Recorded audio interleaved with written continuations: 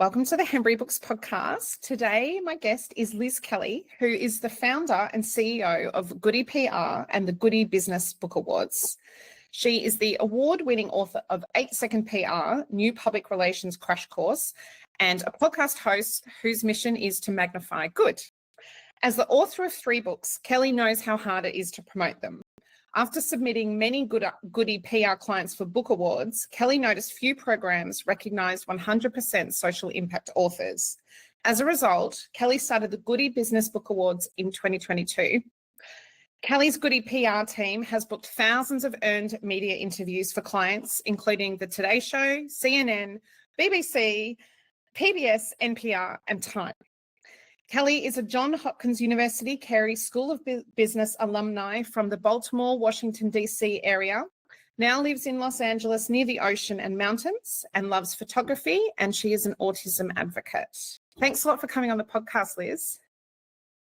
Well, thank you so much, Jessica. I'm really honored to be here. We have a lot of authors who have submitted their book and won awards from Australia, so it's wonderful to say hello to everybody down there and everybody in Sydney. Yeah, well, this is an award-winning book. This is Mary Garden's book. She won self-help memoir. And I remember her post the morning that she found out that she had won, and it was just so wonderful. And she's not a Hembury Books author.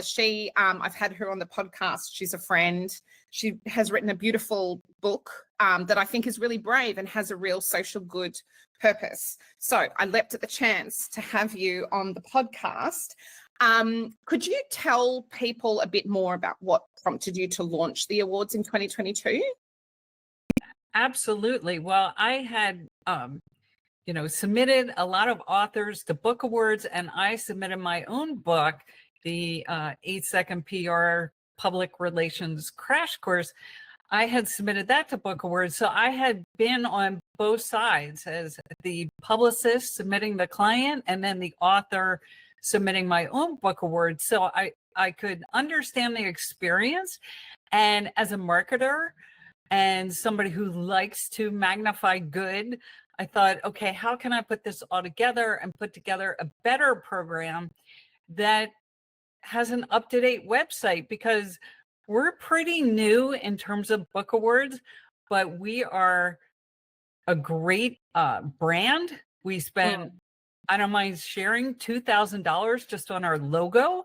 And I talk to authors and CEOs all the time, and they don't spend that kind of money on their branding.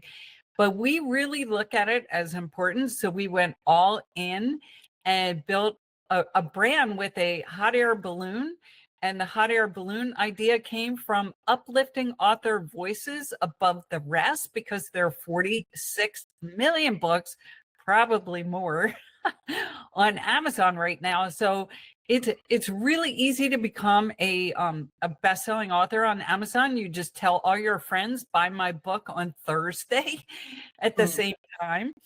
And book awards were just a great way for people to stand out, and I wanted to recognize more people. So did you feel that the awards that existed were measuring the worth of a book with different criteria, and none of that ever included the social good? That what kinds of things were they looking at, like just number of units and stuff like that? Well, that's a great question, because I did take a close look at them, and there actually are, in a lot of book awards, a social good category, but there were none that were 100% social good. So I know one of your things was talking about our different categories don't seem like social good. Like we have a one for entrepreneurs, but the reason why it's social good is because we asked them, how is your book making a difference? And when we work with authors, Goody PR authors, that's our first question. And if they are not helping other people, for example, it's a fantasy story, it's really hard for us to do the PR, because the media, they want to know, how is your book helping people? What kind of tips do you have? So it really was in alignment with everything we were doing to focus on social impact. Okay, that makes a lot of sense. Could you please tell viewers about the Goody Business Book Awards? There are 50 categories, so it's very large. Were you quick to get to 50 categories?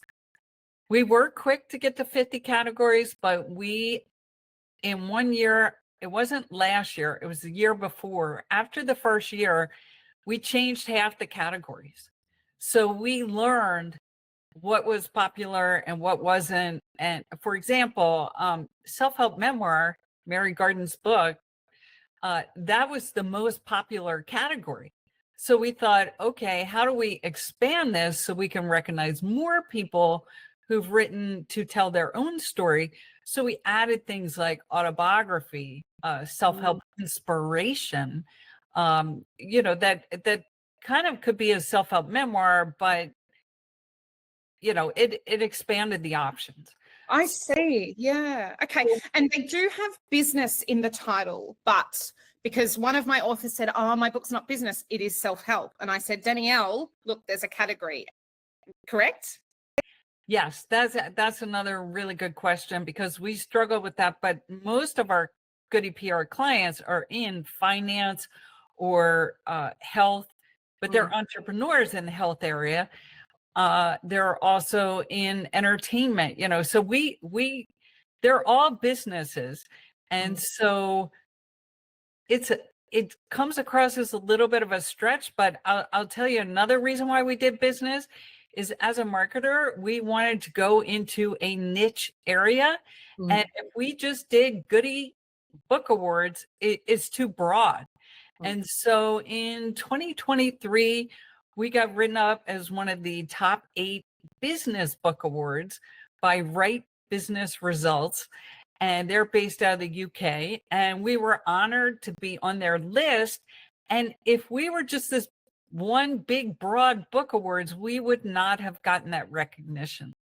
Yeah, makes a lot of sense. I hear you loud and clear, because words are powerful.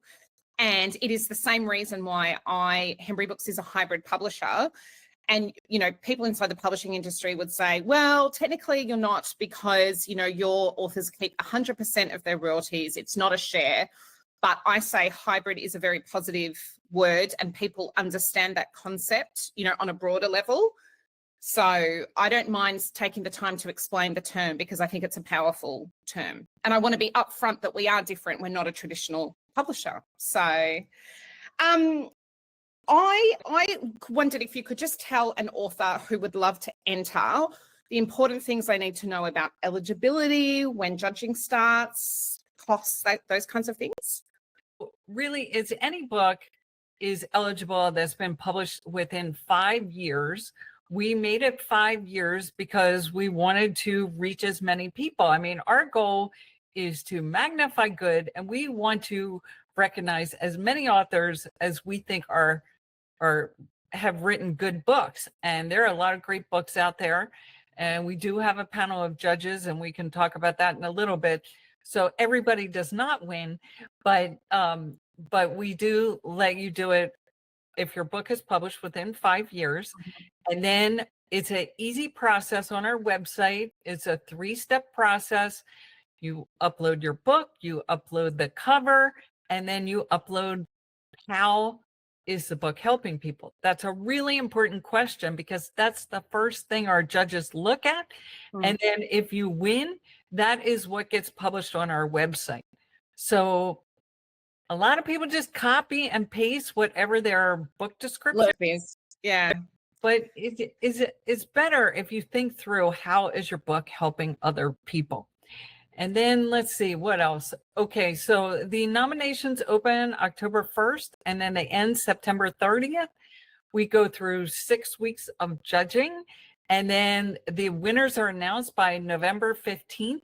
So that is just in time for the holiday book sales, and people can say, oh, I'm an award-winning author, and we promote the heck out of all the authors, and we can talk about that too, because we're a marketing company. And so we go crazy with digital media promotions to say, hey, look at these authors. They're doing really cool things.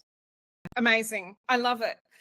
In fact, the reason that this podcast is made possible is because I condensed Mary's knowledge and another author, Mark Berridge, about awards and book review sites into a blog post. And your team found it and created a really cool, beautifully branded post on Instagram. And I was sharing the link and I was so delighted that I reached out to your team. And then that led to a podcast interview. And that's never happened on a blog post before. So I do feel you're amplifying everybody as a positive. It's a collective positive, which is wonderful. How many entries did you get last year? Great question. We've been growing a lot each year. So last year we had over 500 entries. Wow. And so it's really been growing, and there's been a lot of buzz. And it's interesting that you bring it up that you found us through one of our social media posts, because we do strategy calls, and one of the things for right now is I said, let's promote more authors, no matter what it is. If our award-winning authors have done something great, let's share it. So we are constantly searching, and we follow everybody that enters pretty much.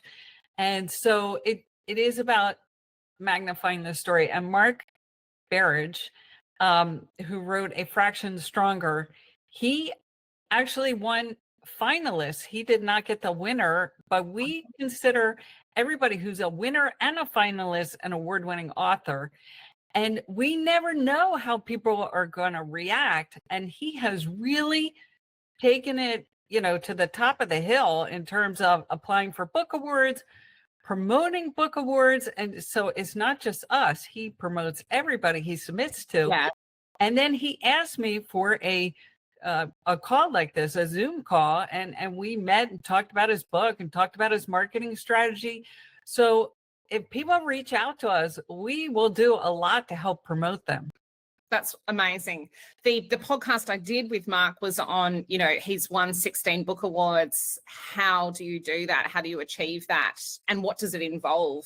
And he is also so generous with what he shares. After we did the podcast recording, he sent me an email with extra information. I was like, this is too good not to share. So I'm going to make a blog post. And so he calls it the ripple effect. It is a ripple effect, and I love that. And I try to work with all my authors who are Goody PR clients and say, okay, how can we build this ripple effect? How can you give back? And if you don't have a charity, you need to adopt one. Ah, really? That's excellent. Yeah, and I was talking to one of our clients, sadly lost her home in the recent Palisades fire. And so I was brainstorming with her today, and of course she's overwhelmed. She's got 4 children and a husband. So it's a family of 6, and they've been living in hotels for 2 weeks, and it's just been overwhelming. But what we have discovered is she wrote a book called Common Wisdom, and there are 8 life skills in it, things like resilience and kindness and positivity. And all of those life skills now apply to everything that people who have been impacted by the fires are going through. They can find strength through resilience, and strength through positivity, and strength through kindness.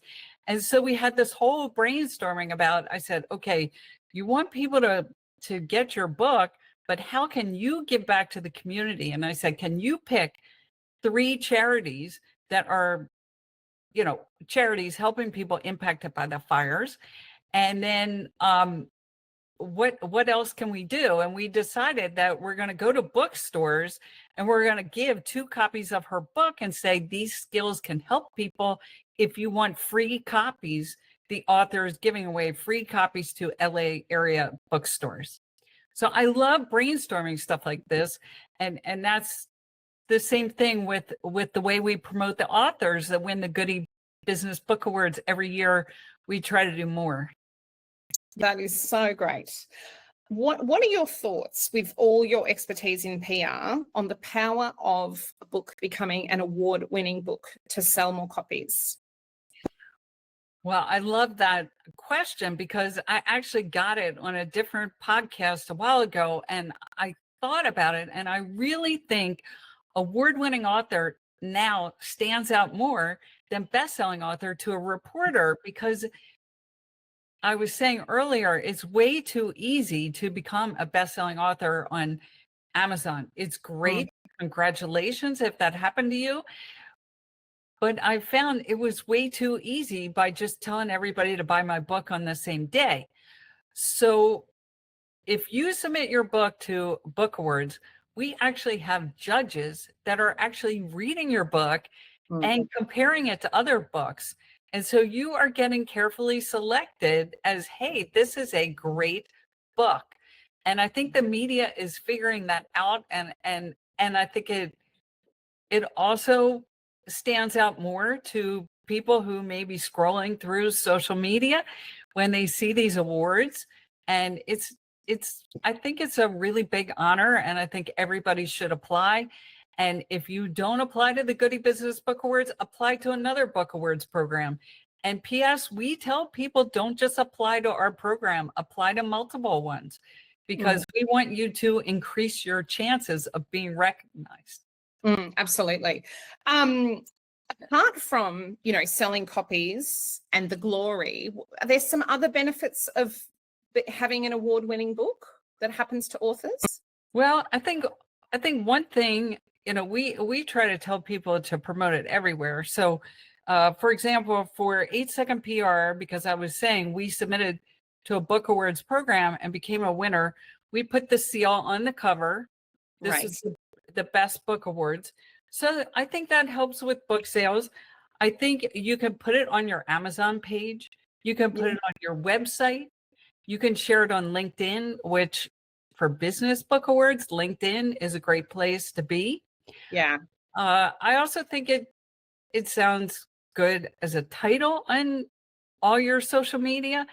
And I think there's just a lot of pride. We had one guy, I think the book is on, I have so many books on my bookshelf, but they wrote this great book, and they got together and did a group Zoom call immediately to talk about how they became an award-winning author, because it had multiple co-authors for the book.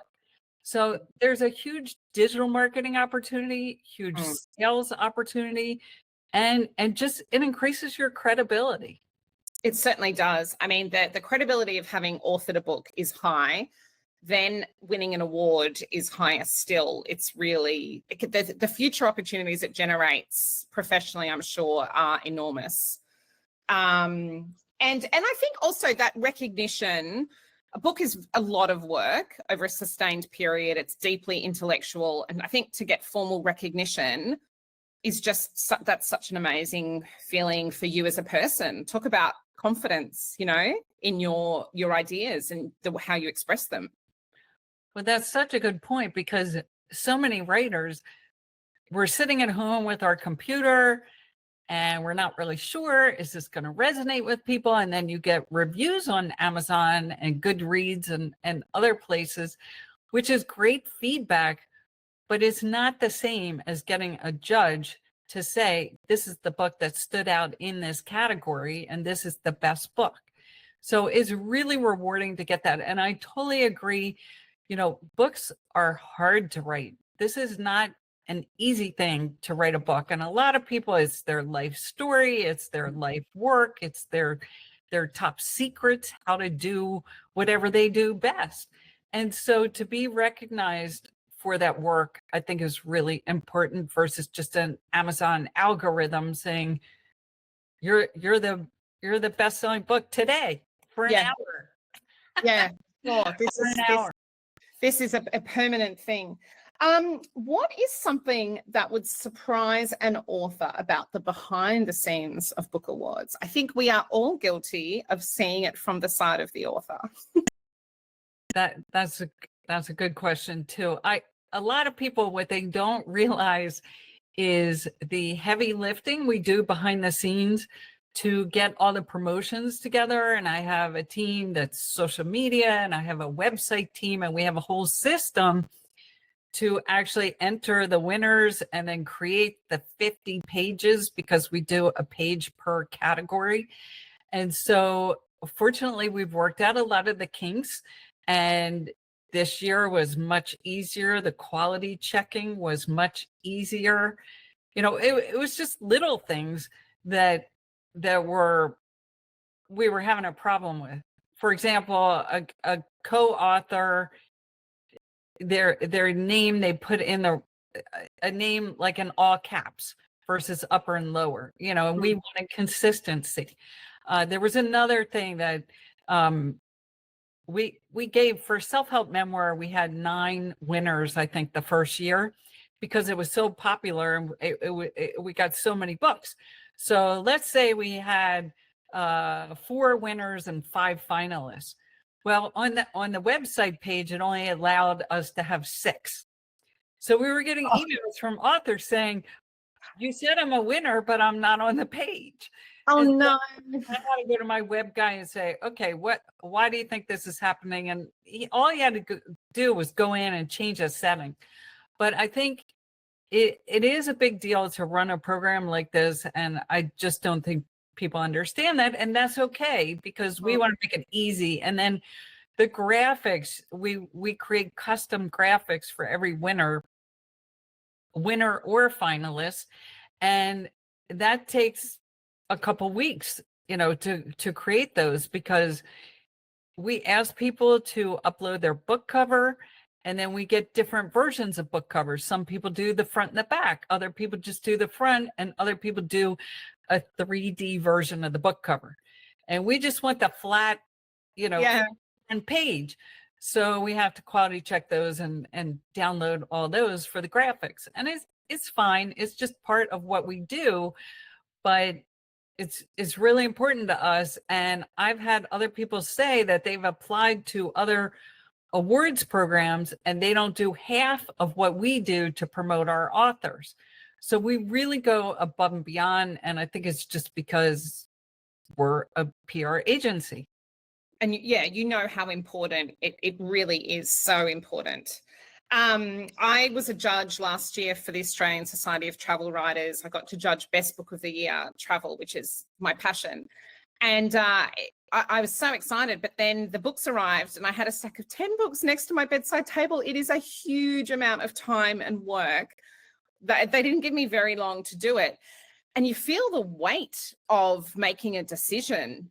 I'm sort of like always neutral, but you just can't be neutral. And you have to score with the bell curve. And it's like, they're all such great books. Now I'm just being picky. Can you tell us about how you select your judges and how many you have? Absolutely. So our judges are PR and media people, and we have an honorary board of advisors, and we pull from some of them, but we have some other judges that help us. And similar to what you were just discussing, we have a scoring system, and then if we get stuck, we have a group meeting and go over it together. If the books are really close, and then that's where we decide, okay, well, maybe we'll just give out 3 winners because we can't pick. And that's okay if they're all really strong and deserving books. And so we go through different stages. We try to have it's a 6-week process. So and then we have to have time to make all these banners and everything. So we try to get most of the decisions made in about a month, and then work on the promotion for about 2 weeks. Wow. Yeah. Huge amount of work. So between your, how much of your time do you spend with your awards versus your PR company, or is it kind of blended? Yes, it is blended, but it comes in peaks, because the big crunch for the book awards is usually starts around July and goes through November 15th, really through the end of the year. So the second half of the year is a lot of book award stuff. But that's why I have a team to help me, so that it's not just all me. And then I have a team to help me with different PR projects. And so it balances out. And what I do a lot of times is, for Goody PR, we only take 5 VIP clients at a time so that we can really put a lot of energy into them. A lot of big PR agencies, somebody might have 10 to 20 clients and the client kind of gets forgotten. So we're very selective. And then what we will do is, if we're in crunch mode with the book awards, we'll pull back sometimes on the PR clients so that we're not too overwhelmed, because it is like having another client. Yes, absolutely. Absolutely.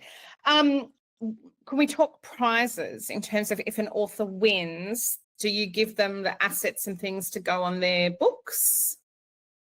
Yes, our winners, the winners and the finalists, they basically win the lottery in terms of a digital media marketing campaign to promote them, because we do everything from video to press release to blogs. And then we do send them the assets. We send them the award seals. And then we also send them the custom banners that they can share. And then we do videos and shorts. And if they post anything and they tag us, or we find it, because sometimes we just find it, we'll share it or repost. And so it is like having a social media marketing team really promote you. And I used to work at MySpace. I also taught digital marketing at UCLA Extension, which I did not put in the bio because I stopped during the pandemic doing it. But I also was on the Social Media Club Los Angeles board, which was the biggest social media club in the United States. And then we were second in the world to Abu Dhabi. Abu Dhabi was number 1. But, you know, they would bring in speakers to talk about how to do digital marketing. And so we really have a good grasp of that. But most of our clients hire us for, you know, public relations, which is fine. And then sometimes we get clients who want to do public relations and digital marketing. But I'm also a very visual person and a photographer. I had a darkroom in my basement when I was 17 because my high school gave it to me for the summer. They said, "You are so into this, we're going to give you all the equipment to take home over the summer." And then I almost married a guy that had a darkroom. Which was like so embarrassing. Like, he literally gave me an engagement ring and we spent all this time in his darkroom doing these black and white pictures. And I just woke up and I said, "This is crazy. I cannot marry this guy." But anyway, visuals are so The love of photography endured though. yeah, exactly. So I mean, but you know, the point is visuals are so important, and even more important now, and is something like what is it? 70% of the people are visual learners. And so that's why I think Instagram is so popular, because people are just scrolling through. Totally. And we live in a video first world now, don't we? Would you say video trumps the still in terms of how we consume? I would say that, but I would also say that I think you need a balance and not just video. But we definitely put up more videos this year. And, you know, I would say to my social media team, I don't want to do another video, because I would do of me. I would do videos of like, I did a video in Las Vegas, and it was the fountains at the Bellagio, you know, shooting up to the sky. And so I put on the video, "Aim high, authors," right? I thought that was cool, but it did not get the same response as me saying, you know, your deadline is September 30th. Don't forget to apply. Go to goodybusinessbookawards.com, all that kind of stuff. You know, I think people just connect more with the person.